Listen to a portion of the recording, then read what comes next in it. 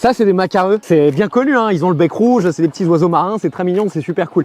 Mais il n'y a pas que les macareux moines qui ont des couleurs au niveau du bec. Et c'est ce qu'on va aller voir là tout de suite. Allez, je récupère mon matos et on y va. Alors évidemment, je vais parler doucement parce qu'il est juste là. Et oui, il s'agit bien du goéland. Vous vous en doutiez, non? Forcément. Ah, le titre de la vidéo. Alors l'idée, c'est quand même de pas faire de bruit. Au-dessus du rocher, il est posé, tranquille, allongé. Alors vous voyez, le bec des goélands, il est assez dingue parce qu'il est jaune. Déjà, bon, ça c'est super. Mais pas que, il est aussi rouge. Alors il faut savoir déjà que quand ils sont jeunes, leur bec, il est très foncé.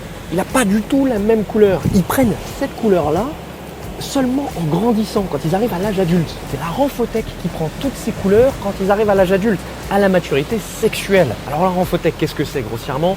C'est un bec fait de kératine chez les sauropsides. Les sauropsides, c'est en gros les oiseaux et les reptiles. Évidemment, les crocodiles, ça n'a pas de bec. Mais les tortues, oui. Et les oiseaux aussi. Et la Rhamphotech, c'est la partie kératinisée qui vient par-dessus l'os. C'est-à-dire que là, ce que vous voyez en jaune, c'est pas l'os, c'est la Rhamphotech. Et elle est composée de la Gnatothèque en bas et de la Rhinothèque en haut. Si vous regardez bien, chez les goélands, sur la Gnatothèque, donc le bec du bas, eh ben, ils ont un gonis particulièrement prononcé et rouge. C'est une espèce de petite partie anguleuse comme ça, très colorée.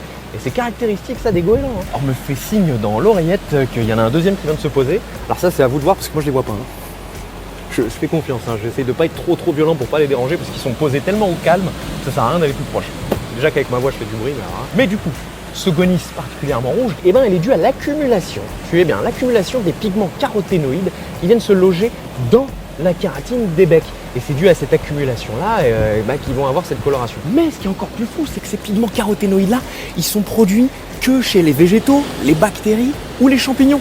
Les animaux, ils ne peuvent pas en produire eux-mêmes. Donc pour ça, ils sont obligés de en manger. Ouais, c'est bien connu, le truc de la carotte qui rend aimable, t'as vu? D'ailleurs, caroténoïdes, carotte, la coloration, orange, jaune, vous avez capté le délire? Bon, je suis pas diététicien, mais c'est la base. Après, je sais pas si ça rend aimable. Mais, les goélands, plus ils ont un bec coloré bien jaune, plus ça veut dire qu'ils sont en bonne santé. C'est QFD. Mais c'est aussi un critère sélectif de reproduction. Pour la reproduction, bah oui, puisque ça veut dire qu'il est en bonne santé, donc c'est un bon reproducteur, puisqu'il mange bien, puisqu'il se nourrit bien, etc. etc. C'est aussi un super outil de communication et accessoirement un bioindicateur. Mais bon, ça c'est une autre histoire.